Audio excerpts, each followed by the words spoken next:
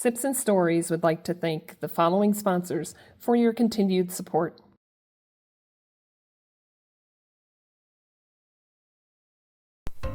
Welcome to Sips and Stories, where your journey matters, your story inspires, and every episode is a space to uncover what truly makes people thrive. Join me as we dive into real conversation with amazing guests, each one sharing the moments, lessons, and experiences that shaped who they are today. I'd love to hear from you, too. What's your journey? What's your story? And most importantly, what makes you thrive? We'll see you on the next story.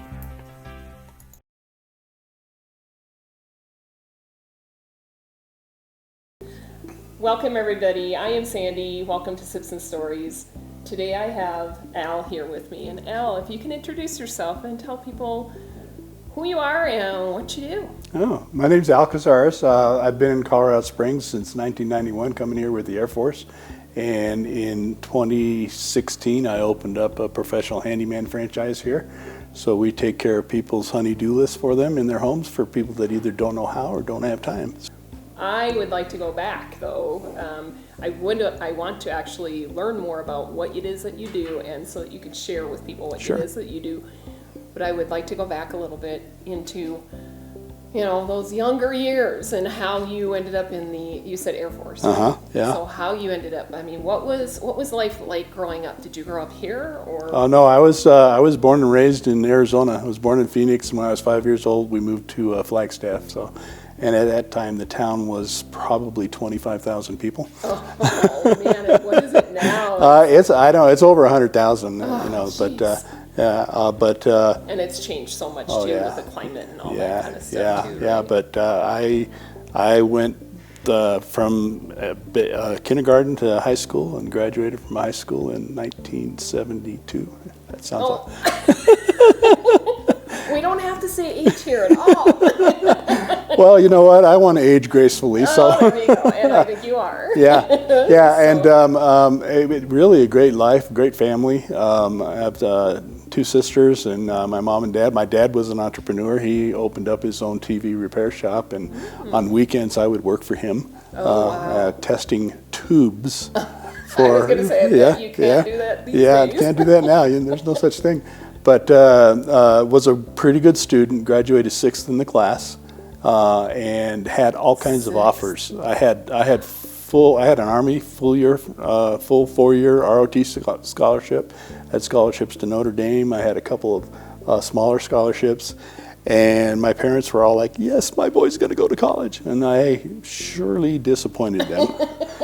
I'm sure. Yeah. You did not. So in other words, you didn't go to college. I did not go to college then. But and that was 1972. Vietnam was hot and heavy, and all of us guys that graduated from high school, we're going to join the military, and we're going to serve the country, and we're going to be at war, and we're going to be cool. So a bunch of us, I went into the Air Force right out of high school, and like I said, I'm pretty sure my parents were very disappointed. But it all worked out because after being in the Air Force for a few years, I was stationed in Arizona again at Luke Air Force Base, and I started going to college at night.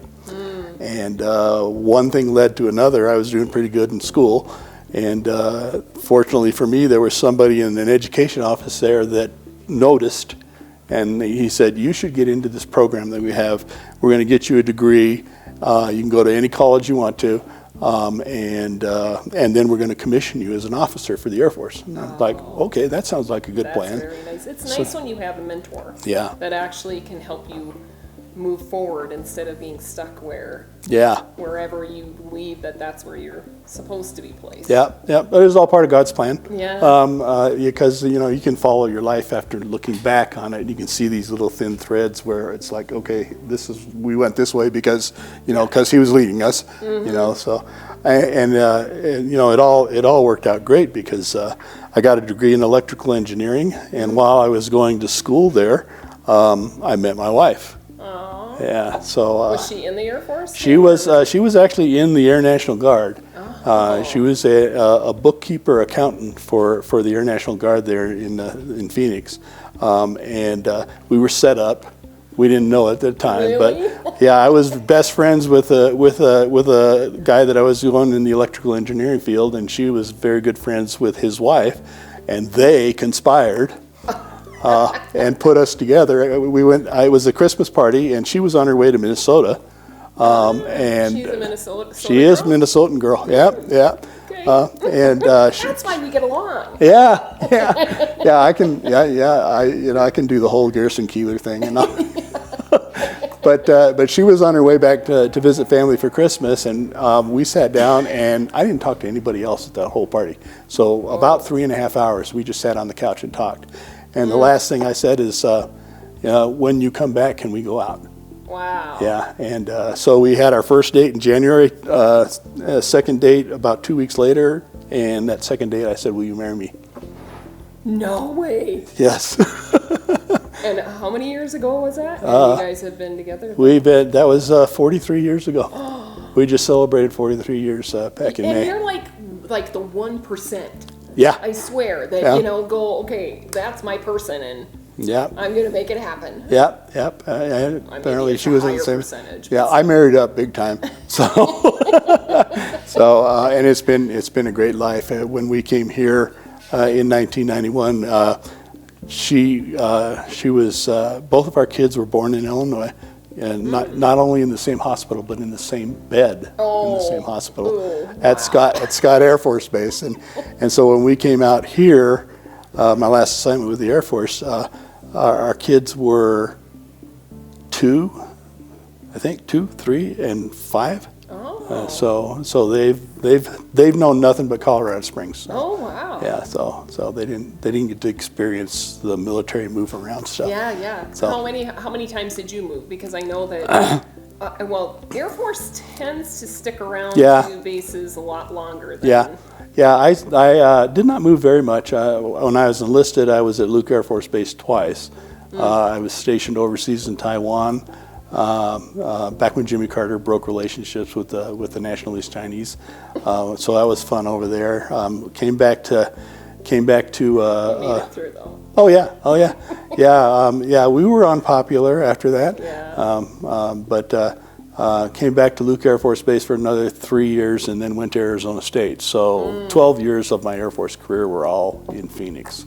Holy cow. Yeah, and then we were at Scott Air Force Base. I taught ROTC at the University of Minnesota. We bought her dad's house from him. How cool. Her mom had passed a few years before, and he was ready to get out of town, just waiting for the youngest to graduate from high school. So we bought his house. And did he end up in Arizona? No, he was in Missouri. So he wound up remarrying, and so my wife has a sister that's younger than our daughter. Really? Oh wow. Yeah. So that was really one of the things that kind of gave us the experience we needed, because if you're from the Midwest, you know that if you own a house, you work on it. Yes. It's a rule. Yes. You don't just Yeah. you don't just live in it. It's like there's always something. We could move this wall, or we You're could a put this up tinkerer. here. Yeah. You do the we need tinkers. to make this floor different. Yes. But part of that getting the house. Especially in the winter. Yeah, when you can't go outside anyway. Yeah, but so we got the house ready for the graduation, including building a full-size wet bar from scratch. With little tiny 1-inch tiles around the whole thing. Oh, boy. I would never do that ever again. But I would go to work, come home, and go to work. Wow. So we finished the house in time for the youngest's graduation, and then we lived in it for a couple more years, and then we wound up coming out here to Colorado. So what was your life growing up then, if you were in Arizona? I know that the temperature has changed a lot. Since you grew up, but what kind of things did you get to do when you were growing up? I mean, it sounmes like you were a bookworm. Well, probably a little bit. Yeah, probably a little bit. You just listened in class and didn't have to study. I mean, you're one of those, aren't you? I'm not that. My wife is that, but I'm not. We had a little friendly competition when we were both going to college. We both took.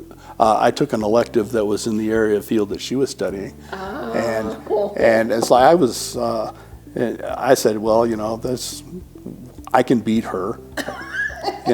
And I would pull out the books, and I'd study and study and study, and I'd get a 90 on the test, and she would look at the book once and she'd get 100. Okay. But no, I think I grew up in Flagstaff, which is way different. So you did have the climates. And I learned how to ski in Flagstaff. There was actually so I did a lot of stuff. But mostly just what you would think of a typical kid. I made sure that my mom got to take me to the emergency room every summer. Every summer? Yeah. I thought you were just going to say once. Yeah, no, I was adventurous. Yeah. I had my bike, and we found a tree house that was built out in the middle of a vacant field. And we were going to climb up it, and one of the little slats came off, and it sliced open my hand, and had to go to the ER for that. I ran into a garage. Oh yeah, right there. Which one was it? Right there, yeah. I almost lost an eye. Jeez. Running around. Our neighbors were going to put on a puppet show.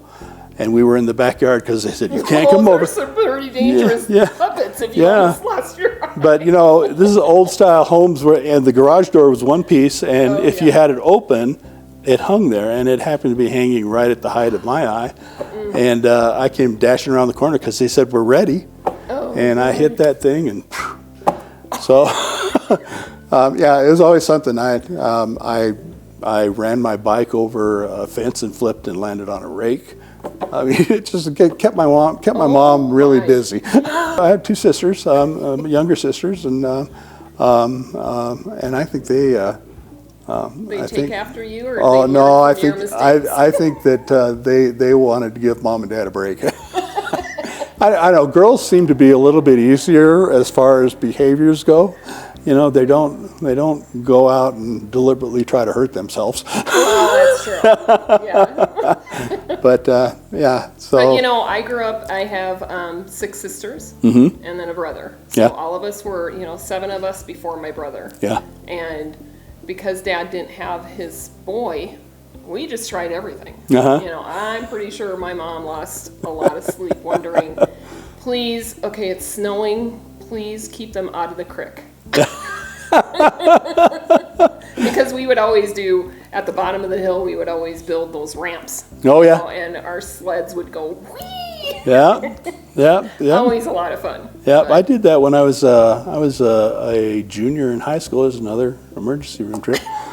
I had come across a little Honda 90 motorcycle, and we thought, we had these ramps in the alleyway that we would ride our bicycles across all the time. Oh, yeah. And I said, this would be really cool on a motorcycle, not realizing the difference in the weight of a motorcycle and a little, bicycle. Yeah. And when I hit that ramp, it broke and sent me straight up into the... No. Oh, wow. Did you crack your head open? I don't remember. Oh, my God. Well, okay. Might have cracked your head open. So I kept my mom and dad busy. Did you guys take family trips or anything like that? Every year, my mom was from Chicago, and every year in the summer we would drive to Chicago. So all your relatives are out there. Yeah, well, all of my mom's family. Don't know too much about my dad's family. They were his grandmother raised him, and his first generation from Mexico. So he was raised in Texas. Oh, wow. But he met my mom in Chicago. So he went there to be a machinist. And so they met and got married, and then but her family was all there, and didn't know very much about my dad's family, hardly at all. But it was a good life. That's cool. Yeah. So with your dad though, how did he get into the TV repair? Because you obviously, that's where your repair, blood is. Yeah. So how did your dad get into that? I don't know how he got from machinist to electronics, but from the time I knew what he was doing, he was fixing TVs and radios all the time, and he was working for another company, and he decided that he could do it on his own. So that's where probably my entrepreneurial spirit came from. But he opened up a little shop. It's called Northland Electronics. Aww. And I would work for him every weekend. Was it more than TVs then? Yeah, TV, and back then, a TV was a TV, and it took 3 guys to pick up one of these consoles. Yes. And so he did a lot of mobile repair, really, before it was even known as mobile repair. Oh yeah. But I suppose because that would be really hard to haul that stuff in and then find the storage for. Yeah. And he did that for a while, and then I think there was a lot of stress and pressure, and he wound up having 3 heart attacks. Oh boy. Yeah, when I was a junior in high school, he had his first one and he was in great shape, which saved his life. Yeah. But he was running. He ran every morning, and he was running, and he had a heart attack while he was running. Oh wow. So I would come home from high school. He had to stay in bed until he recovered, and I would come home from high school, and I would sit with him in the bed, and we would watch, these old time shows, Red Skelton, and all these black and white TV shows, and so that was the time I was closest to my dad. So, that's cool. Yeah. Then after high school, you went into the Air Force, and where was your first? My first assignment was at Luke Air Force Base, Okay. and I was there for 6 years. I was a radio maintenance guy. Because of your history with probably helping your dad out, you knew the little electronic stuff, huh? Yeah, and it was again when I took the what are they called, ASVAB test to see what career you would be good at. I had my pick because I scored in the 90th percentile on everything. Wow. But I thought, well, electronics is pretty cool. And so I wound up going to school to be a radio repairman, and that so we worked on the radios, ground-to-air communication for the aircraft. So probably responsible for part of my hearing loss because we had little radio shacks because we were a jet training base. Oh, and wow. so there were other pilots that were sitting in these little buildings between the runways, and they would watch the takeoffs and the landings, and they would score the pilots, to as part of their training program. Oh, wow. And we would have to be out there because the radio didn't work. Yeah. And you're supposed to wear headsets. You're supposed to wear, and it's like. And I think you're still supposed to wear them. Yeah. But we were boys, and we didn't do rules. It's like, one time's not gonna hurt. Yeah. So I did that for 6 years, and then the Air Force sent me to college. What was your favorite station that you were at then? Did it end up being Luke just because? No, I think the best time I had was actually in Minnesota, because I was teaching, and that's one of the things. What were you teaching? I was teaching ROTC. Okay. So the first year I was there, I was teaching freshmen because all the new instructors, that's what they get. You get the freshman class, and teaching freshmen is like, they have no idea why they're in school. They don't have a clue. But and half of them aren't going to go past that first year, and they're 18, 19-year-olds, they're kids, and they don't really have a clue. But go ahead. I'm sorry to interrupt you, but ROTC, unfortunately I don't really even know what the kids learn because I never wanted to do anything military. Yeah. My dad was in the Army, and I think he was in there 3 years, and he told all of us, that's not what you want. Yeah. That's not where you want to go, right? Reserve Officer Training Corps, ROTC. So what things are happening? Well, the first year, it's basically introduction to military. How to march, how to,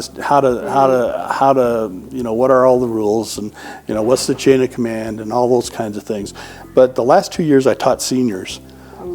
And it was more of a political science kind of orientation class. And at that time, Desert Shield was going on, and we had textbooks and we had stuff, but the real world was really providing an education. So I threw away the books, and I brought in the newspaper. And we would talk about what's going on. With that, huh? Yeah, we were talking about what's going on in the Middle East. What are the implications of this? What's the political stuff between, and why is this happening? And what impact would that have on your military career if you were there? Gosh, I bet that was very interesting for them, and it kept them engaged then. Oh, absolutely, yeah. Wow. Yeah, they knew when you're a senior, you kind of know where you're headed. And they'd been through all the training. They knew they were going to go into the Air Force at that point. So so they had some direction, they had some goals, and they were all smart. They were really smart kids. And I learned more from them than they ever learned from me, for sure. Yeah. So. Well, I'm sure that especially if you're bringing the newspaper in, then you don't just have the articles, the person who wrote the article's opinion on what's going on. You have the whole entire classroom that can, talk about things and give their opinions. So I bet they learned just as much as what you did too. And it's probably something that they'll always remember. Yep. I was the commandant of cadets for the last 2 years too, which means some responsibility for all the military training and making decisions on who was actually going to become an officer. So was that tough? Sometimes, but they made it easier too. There were some kids that you just knew you don't have leadership skills. You are not. People are not going to follow you. And so those guys are easy. But then there's some. And there's a lot of disciplinary stuff going on there because it's all military. So, so I was responsible for making sure that every person that we graduated from that program would become a good Air Force officer. So we kicked a lot of people out of the program. Now, did you prepare people? I mean, were any of your students then part of the Air Force Academy? No. Because I know that's hard to get into. No. And is it that hard to get into now? I don't know. Well, it still takes a congressional appointment, and having family that's military makes it a little bit easier. So, but we all of the training was there at the University of Minnesota, but we would come out here to the academy to Jacks Valley for 6 weeks for them to do their military training. They'd learn how to shoot. They learned how to run the confidence course, and so we would come out here, and then we took them on survival. We wound up going up to Dillon Reservoir, and us leaders would be because they had Survivor before Survivor. Well, they were set loose, and they had to. It's like, okay, we'll see you in 72 hours. And we would go to our camp where we had trout that we'd caught and steaks that we'd bought, and we would eat, at the campsite. And the cadets are out there trying to figure out how to get back to where we were. And did you have any that dropped out after you did something like that? Well, that's in between their sophomore and junior year. So that was really deciding who was going to really go forward. Because it is a 4-year program, right? Yeah. They decided freshman year. Can they hop in at any time? You can come in at the junior point. You have to do a little bit more work, but but a lot of them just do that first 2 years just so they could say I did it. But one of the years we were out there, one of the kids hiked in and found a phone, and they ordered pizza in their survival camp. So those guys. You sent them away with some money then too? Those guys did not go on to their junior year. So they couldn't figure out why. But coming out here was great because it kind of set the foundation for this is where we want to live. Having been out the first year, I came out here on my own. The second year, I told my wife, I said, this is a pretty cool place. You come out after we're done with training. Why don't you bring the kids out and let's do a little bit of touristy stuff in Colorado Springs and see if we like it. And we really, really liked it. Yeah. And that's another one of those real thin threads that that got us here. We were the last year I was there. It was a controlled 3-year tour, so I was supposed to be leaving in June, and it was May, and we were hosting the tri-service graduation, which rotated because all 3 services were there. I had rotated, so the last year I was there, we were responsible for that, and it was May, and I still didn't have an assignment, and we brought in a guest speaker who was a graduate from the University of Minnesota, and he was also the vice commander of Air Force personnel. So he was a 2-star general. Oh, that's convenient. Yeah, and that's really literally how I got here. Is when he was all done. He had a great time, because he was back home, and and he didn't have to buy his own drinks. So but he came into the office after on Monday afternoon, and he sat down with us, and he said, "Okay, well, I'm going to head on back home to Texas, is where he was," and he says, "Does anybody need anything?" Sir, I'm supposed to leave in 6 weeks, and I don't have a place to go. And he said, "Well, where would you like to go?" And I said, and I said, "Well, we really liked Colorado Springs, and we really liked Peterson. I'd like to go to Peterson." He says, "I'll fax you your assignment when I get back." No way. Yeah, so he got back to his office on Tuesday. He sent me the fax and said, "Al, have a great time. Here's your assignment to Peterson Air Force Base," signed Major General Mike McGinney. Wow. Yeah. Do you still have it? I don't think I do, but It's a fax machine. yeah, but that's another one of those really that's cool. another one of those real thin threads that God puts you where you're supposed to be, and that's what got us out here, because otherwise who knows what would have happened. Right place, right time, and the right person. With your kids, you have 2 daughters? I have one daughter who's she's very kind of a little bit depressed because she's turning 40 here in about 2 weeks. Don't worry, it gets better.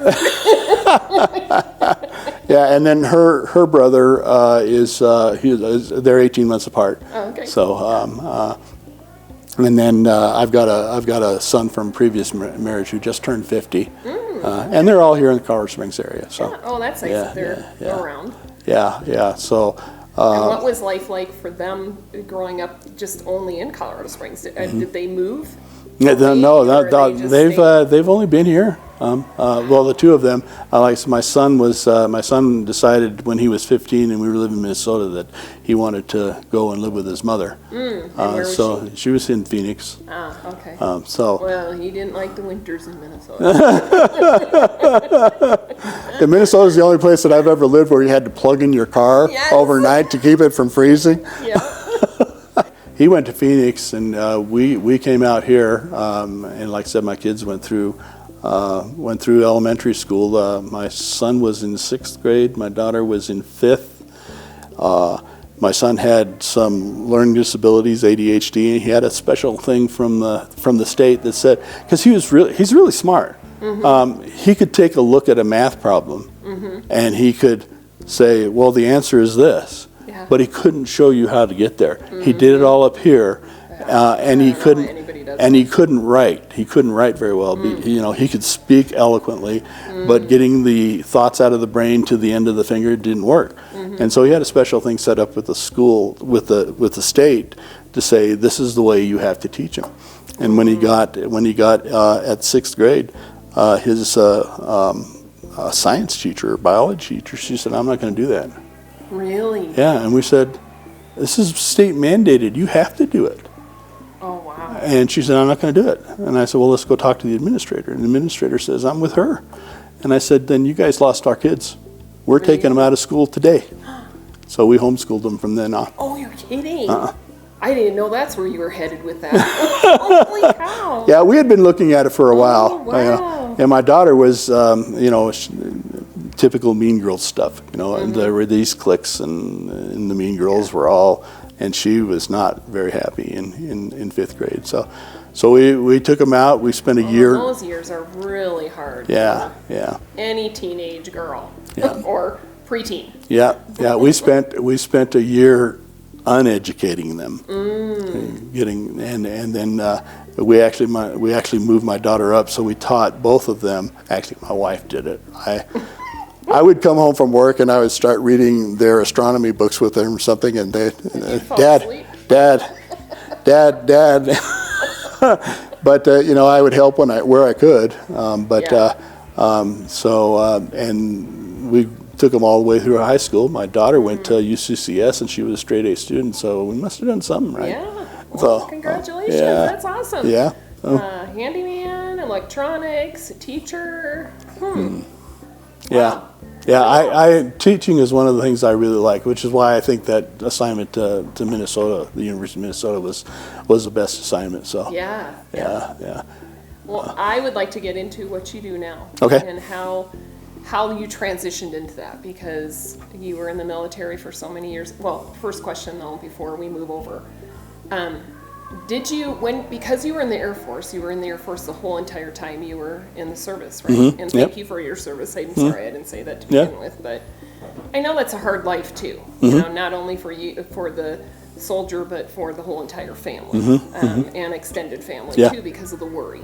But was there any kind of service that you would have liked to try, or did you know that the Air Force was your baby? I think that well, again, the driving factor was Vietnam and trying to and the Air Force was cool because they flew and they had bombs and all that kind of stuff. And little did we know all the support that goes to make that happen. So I was a support guy, but once I got in the Air Force, I never thought about doing anything else. So were you stateside then for Vietnam, or did you go? Yeah, no, I was there. I did get the little Vietnam service medal thing because I was on active duty during the time of the conflict.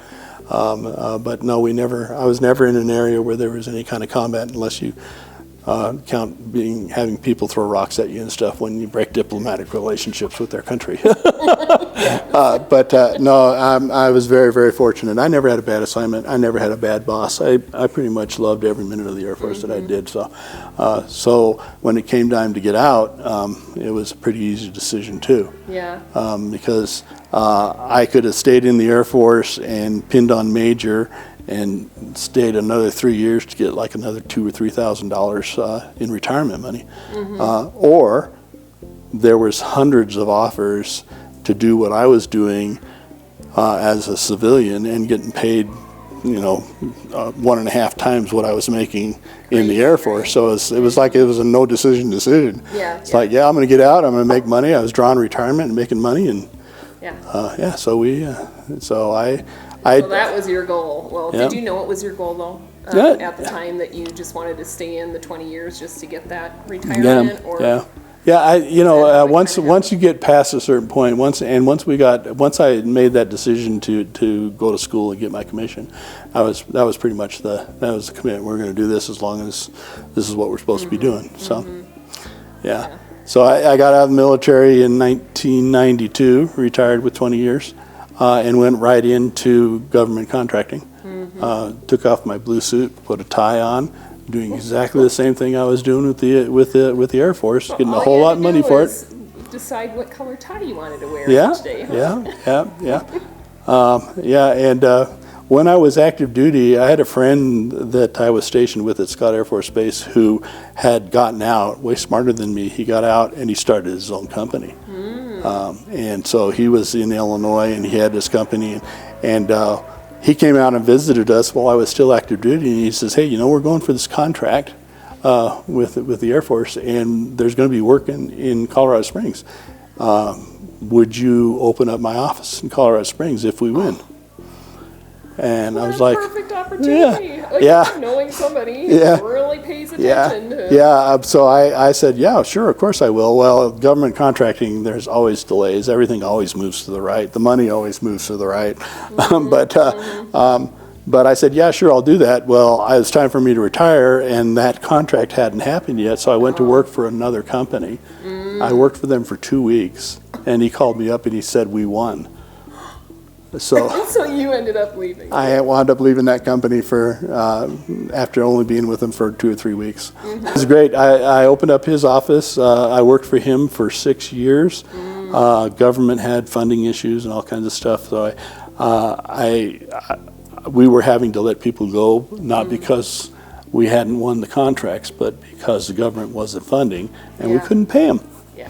And after a while, I was like, I can't keep doing this, people. I got to do something else. I went to work for MCI for 6 years till they went bankrupt. I lost $250,000 in that. Yeah. Oh, I'm so sorry. Yeah. To hear that. Yeah. Well, Bernie paid the ultimate price. So. Well, the handwriting was on the wall, and so I called my friend up and I said, hey, I don't think things are going to work out very good here. My interview was, when do you want to start? Oh, very nice. It's So, nice to know, friend. Yeah. Know your value. Yeah, but there were people that committed suicide over that. There were people that lost millions. I mean, they had their whole life was that company, and they had nothing else. Yeah. But it taught us some stuff, So when I went back to work for my friend, he decided after a couple of years that he was ready to retire, so he sold the company, and I went through 6 mergers and acquisitions. Oh boy. But it was cool. It was good. Oh, good. Everyone. So good transition. I got promotions. I got more money. I got more responsibilities. And the last company we were working for, I was doing very well. We had a great 6-figure income plus retirement pay. I managed $15 million a year in budget for them. I had 150 people working for me all across the United States. I was a member of the executive staff. I was a technical director for the company. What did you do? What kind of work did you do then? Obviously management, but what did you get into? IT? Yeah, it was all IT. I went from satellite system engineering, working on classified satellite programs, getting data from the satellites to the end user and designing all those systems in between, to winding up. I wound up running a help desk for 8 years. Oh. So I managed a help desk and learned a whole lot about PCs and had great people working for me. And so I've been in IT or IT-related stuff for most of my career. For more than 30 years, I did IT kind of stuff. But that last assignment, or that last company, the rumor was they had a cash call on Wall Street they couldn't meet, and their solution was, if you're not direct bill to the government, we'll see you. And I was like, well, that was me. So I woke up on a Monday morning, 43 years of working between the military and corporate America, and I had nowhere to go on a Monday morning. But I thought, I'll get a job. Look at me. I got this. I got that. I've got these great credentials. And I was you're in a military town, so they hire veterans. Yeah. Couldn't get a job. I would get interviews, and people would say, "Oh yeah, we really like you. We can't afford you." I am making zero. Yes, I don't have any income whatsoever. If you make me an offer, I bet I'll go to work for you. Yeah. But their counter to that was, well, you'll use this as a stepping stone to get back to where you were, and you'll only be with us for a little while. And I would say, did you actually look at my resume? Do you see job hopping in there? 6 years this place, 4 years this place, 8 years this place. Yeah. When there's some loyalty that if I'm going to go to work for you, I'm going to do the best job I can for as long as you want me. Yeah. But they didn't see that. Them. Yep. Yeah. So I went 18 months without work. Wow. Yeah. The severance pay ran out. The unemployment ran out. We were like, okay, where's the next meal going to come from? I took a job as a $10 an hour armed security guard at night, guarding apartments, so that the family could eat. So you had to be outside then, too. Yeah, and in the middle of the night. Yeah, the shifts started like at 9 o'clock and went till like 4 o'clock in the morning. Oh, boy. Yeah, so. Yeah, but it was. That would not be my favorite job. No, no, it wasn't. Did you work in high school? At high school, I'm trying to remember what I did. I mean, I know I had a paper route. I know I had. I'm trying to think what else I did. I worked for a couple of grocery stores. I was a bag boy for the grocery stores. So a little bit. Working security for an apartment complex was probably. Yeah. Out of all the little jobs that you've had, that was not your favorite. No. Most of the confrontations that we had were from people who would not park in their assigned parking spots, and the tow companies would come in and midnight towing. I mean, there are companies that's the name of them, midnight towing. And at midnight they're going to come in and they're going to put your car on, and it's going to cost you $600 to get it out of the impound. And I had a couple of times where the guy had the car up on the jack ready to go, and the owners were out there, and they're yelling and screaming at each other, and I would have to go over there and say, this guy has your car, you did something wrong, and I was armed, and sometimes the hand was on the hip, because people get really, really mad, but never had to do anything other than say, this is the way it works. You can talk to this guy and figure out when you can go get your car, but he's got it, and you did something wrong. Wow. So. And how long did you do that? Probably about 8 or 9 months. It was during that time that I got a call from a franchise coach. He's a really good friend of mine now. He lives up in Monument. And how did that happen? Because when you told me that, I'm like, how do you just get a call from a franchise coach? Yeah. I mean, Well, my resume, my resume is out there on all the job boards and Monster and all those places, and he found it. He called me up and he said, "Have you ever thought about owning your own business?" And I'm like, nobody does that. Say, no, that's just people, no. Yeah, and he said, well, let's have lunch and let me show you some of the things, the opportunities that we have. Yeah. And I promise you that if you say no to me, then I will never bother you again. So I was like, okay, well, lunch, that's good. And but he came through and he walked us through and he showed us probably 10 or 12 different opportunities that we looked at. Yeah. And this guy's in Denver, and no, he's in Castle Rock. And does he still do it? He still does that. Yeah. Later on, we worked together doing some transition classes for Woodman Valley Chapel.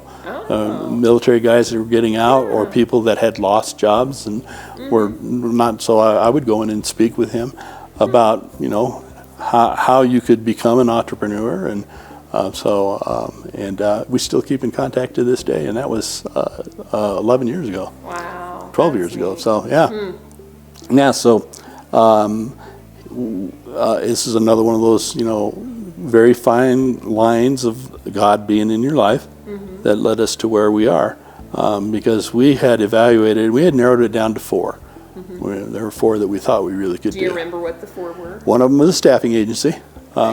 As a government contractor, I use staffing agencies all the time, because we would hire people, maybe bring them on board, test drive them, make sure they knew what they're doing, and then hire them from the staffing agency. So I'd been a consumer, and it's like, I know how to interview, I know how to tell if a guy's a good guy or not a good guy, and I could do that. We could do that. We looked at a wagon wash. So we love animals. Hey, we could do this. This is so cool. The wagon wash said, well, it's $650,000. Just to buy into the franchise? Yeah. Oh my gosh. You buy your store. We're going to build it where we want to build it, and you make it work.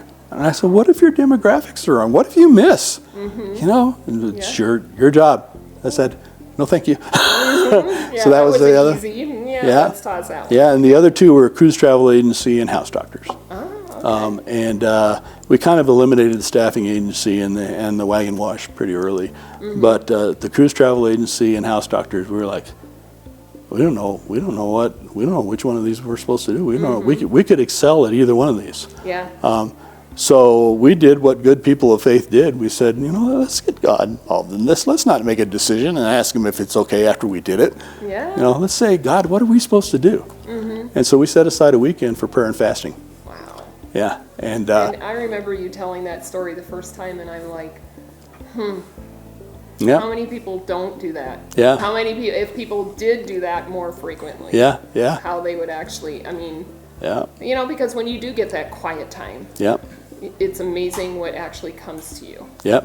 Yeah. So we started on a Friday. We were studying all day long. We were in praise and worship music going through the house the whole time. then all day Saturday and Saturday evening we got together and we said let's look at our notepads, because we had done the T-chart stuff, pros and cons of both of them, and like I said, they were dead even. We couldn't figure out which one was the right one. So we said, okay, Saturday night, let's pull out our T-charts and see what we do, and we say, okay, what do we have for the cruise agency? What do we have for the cruise agency? What do we have for the cruise agency? What do we have for house doctors? We added like 15, 20 things on the pro side of house doctors. Oh boy. And that we really had not thought of. So we know it was God inspired. And we're So have you always been a person of faith? Was that a learning curve too? Yeah, well, when I was 17 years old, I gave my life over to the Lord, but there was an ulterior motive, because I was chasing a girl who had come to visit our little youth group, and I thought, wow, if I become a Christian, maybe I can get her to date me. Yeah. Did she date you? No. And then you were already committed? Yeah. Well, and then I fell away. When I was in the Air Force, I did some things that weren't so holy. But actually, my wife and I did Amway for a while. Oh. And Amway, there's a lot of faith-based stuff in that. And on a Sunday morning church service at one of the conventions, I had one of the leaders of the business. I don't know who he was talking to, but I know he talked to me. He said, "Are you the spiritual head of your house?" And my answer was no, because I wasn't. And so he says, "If you're not the spiritual head of your house, you need to come up here and rededicate your life." Oh. So I did. And really? Yeah. So and never turned back after that. Yeah. So that's a beautiful story. Thank you for sharing. Yeah. I mean, because it's so easy to just live your life and not seek any guidance from any source.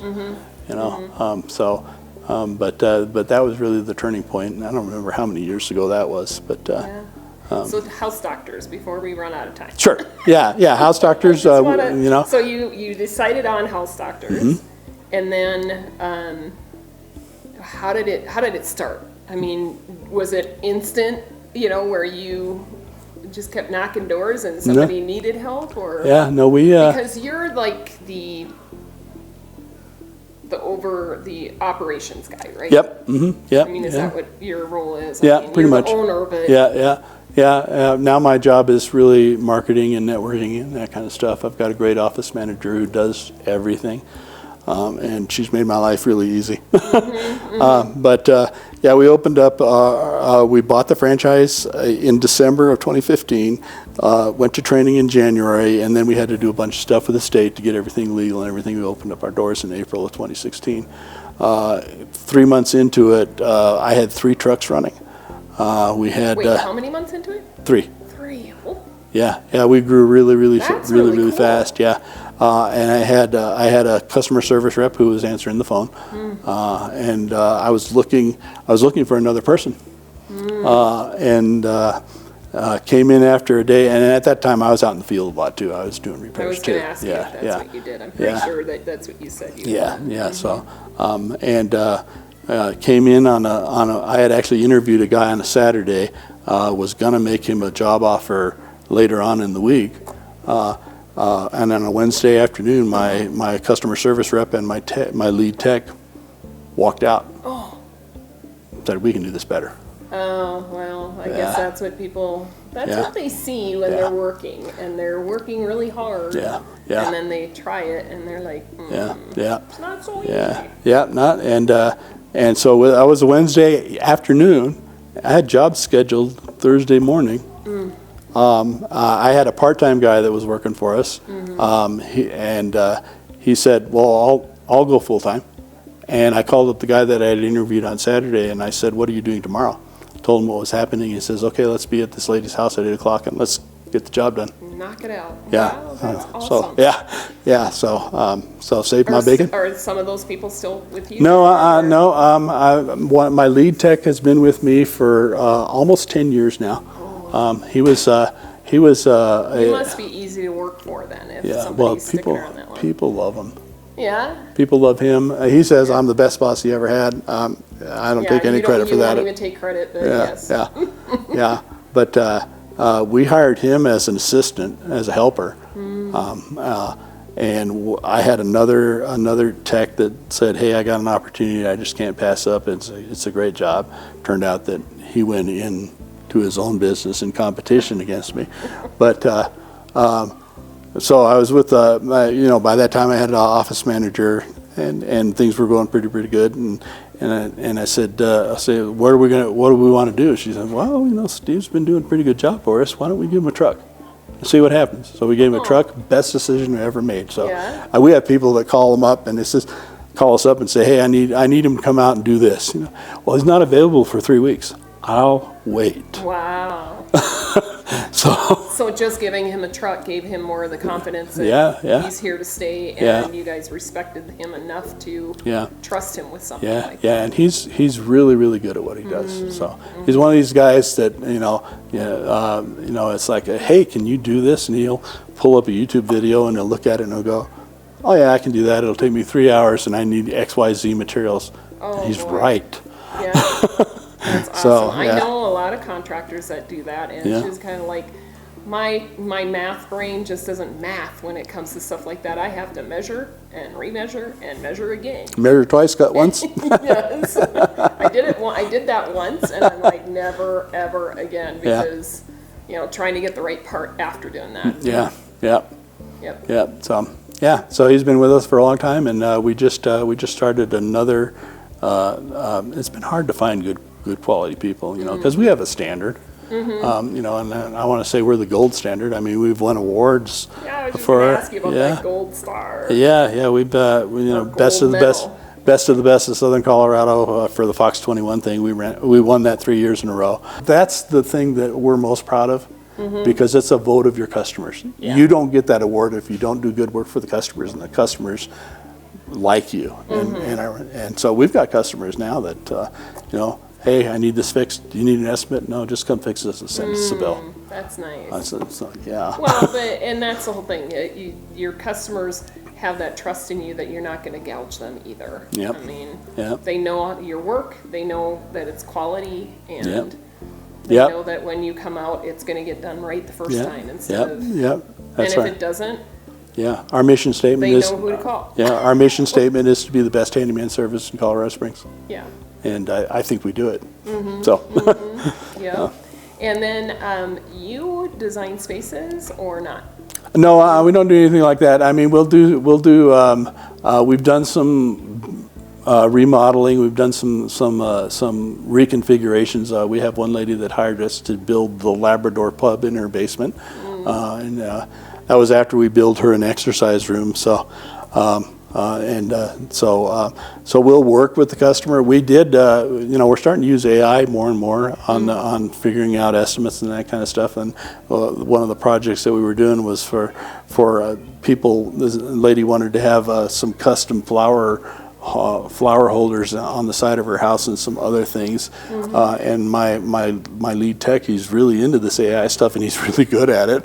And I'm like, okay, good. I'm so glad you're doing that, because I don't like it. I don't want to touch it. I don't even want to know it. I don't even know how to spell AI. And he worked with them, uploaded some pictures. AI spit out some conceptions, and they worked through that. And it's really amazing, because what the AI generated and what he put in place is almost identical. Wow. So that's kind of cool. Yeah. Scary at the same time. Yeah. So I wanted to talk about some of the organizations that you support. Oh, sure. I think that your heart is always in whatever it is that you dedicate your time to. And I just would like to thank you for that, because it's hard to find the right place, I guess, to give your time and commit that. And so I'd like to, if you would, just talk a little bit about some of the things that you support. Sure, I think it's important. Well, the biggest thing we do now is with Porch Light Friends. Porch Light Friends is in-home, non-medical companionship for seniors. And sometimes these seniors they don't get any outside contact at all, except for that person, that volunteer, that's going to come in and spend a couple hours with them, read a book with them, take them to the grocery store or whatever that need is. That's their only contact with the outside world. They're all by themselves. And I managed to connect up with the director, Kelly Peterschmidt. I'm not exactly sure how we connected, but we did. And I sat down with her, and she says, I really need people on my board. And one thing led to another, and so now I'm president of the board of directors for Porch Light Friends. And it's great because there's a lot of synergy between, I was privileged to be part of the franchise team that developed the national strategy for aging in place for house doctors. Oh. There were 6 of us that worked that. Wow. Yeah, there were 6 of us that worked that. That's how it started. That's how it started. Yeah. And now we're very heavy into aging in place. I'm certified senior home safety specialist, so I can do an evaluation of, and sometimes it's really basic stuff like, you have a walker and there's a throw rug here on the floor that really shouldn't be there, But we can evaluate from the driveway all the way through the house and all the way through the backyard to say these are some things that should be of concern. Yeah. These are some things that you really should change. And these are some things that you really must do to be safe in your house. And have you learned more too with working with Porch Light Friends? Basically, it's more learning about the community. And it is one of the passions I have. It's, one of these days I'm going to need those services. So it's been really, really good to see the differences that we can make, to know that you're really making it better for a senior to say, because they don't want to go to a retirement home, they don't want to go to an assisted living facility, they want to stay home. And so more and more we're seeing either the senior citizen themselves or the children of that senior citizen saying, we really need to take care of mom and dad. We really need to make things good for them so that we don't have to worry about it. Yeah. So. And I do know that there are other organizations around town that actually offer the same type of services. And so when you guys at Porch Light Friends are, tapped out, needing volunteers but don't have enough yet, that you can, I know that you all work together to make it work. For those that are aging in place, which is really cool. It's really a good program. Really enjoy it. So and then the other things that we've done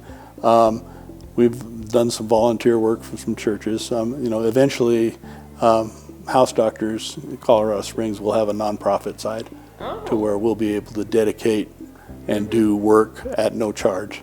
Now, are your kids involved at all in House Doctors? No.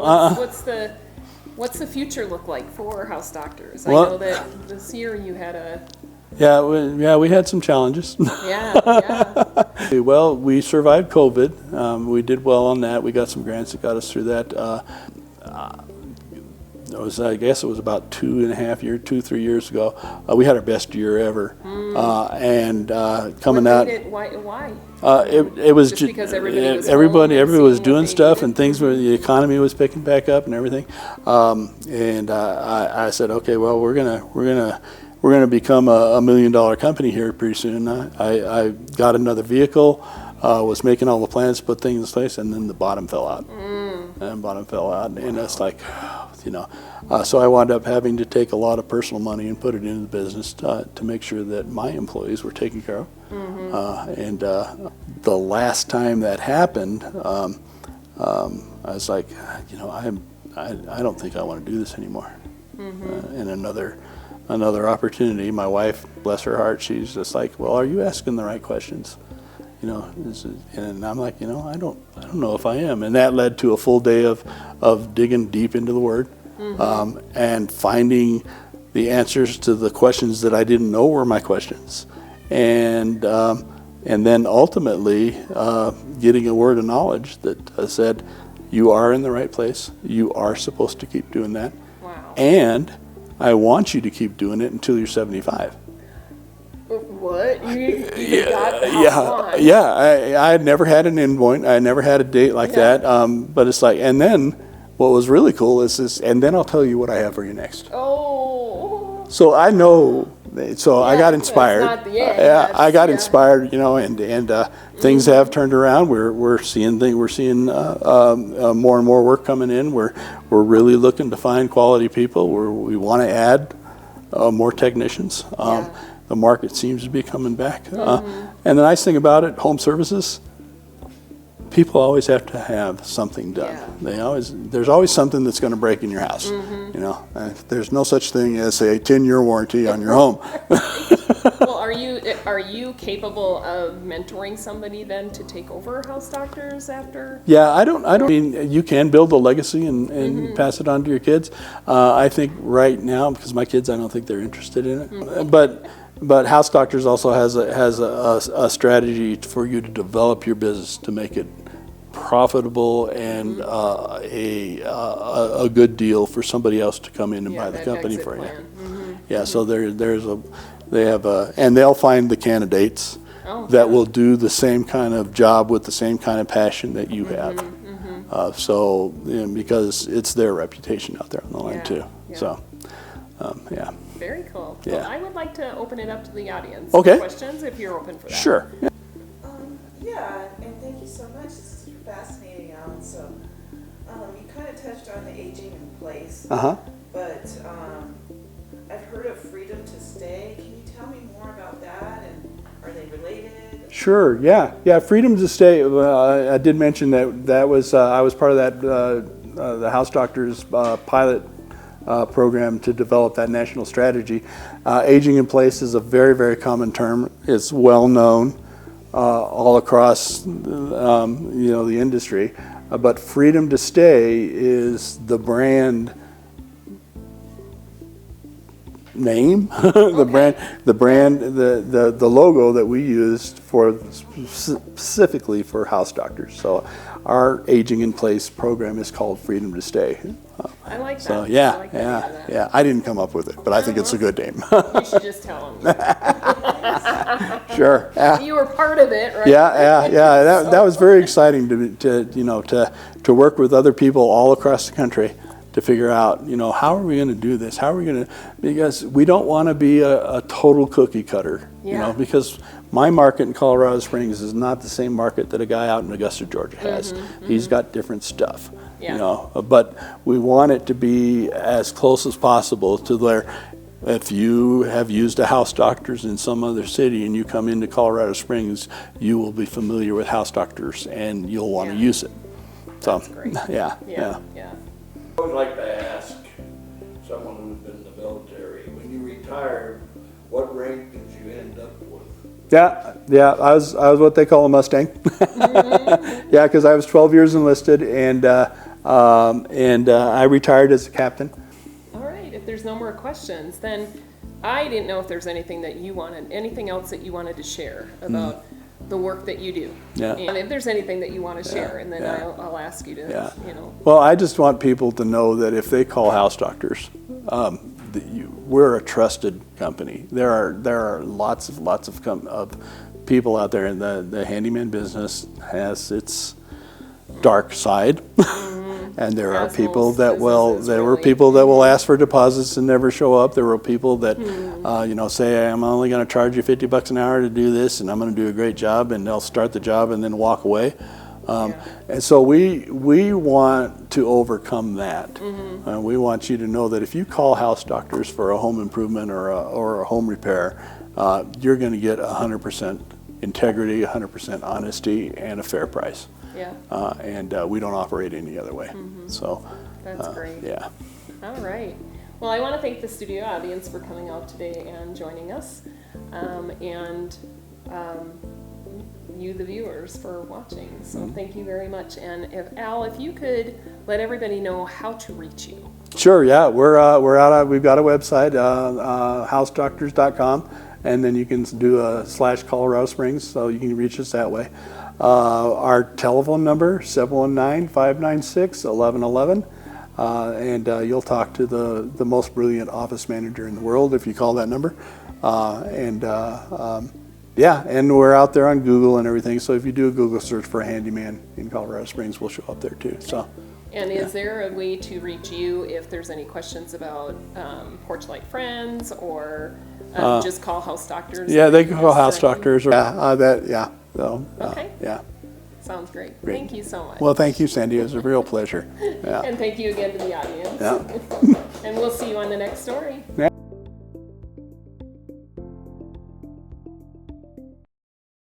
What's your journey? What's your story? And most importantly, what makes you thrive? We'll see you on the next story.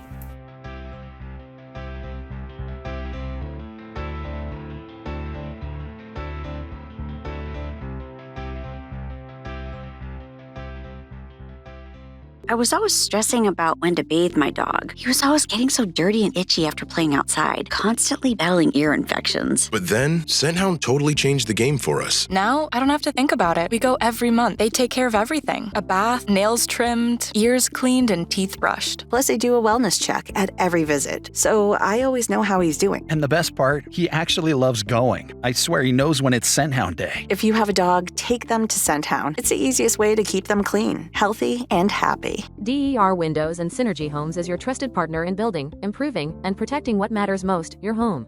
With a commitment to craftsmanship and quality, their team specializes in new home construction, delivering spaces that are built to last and designed to fit your lifestyle.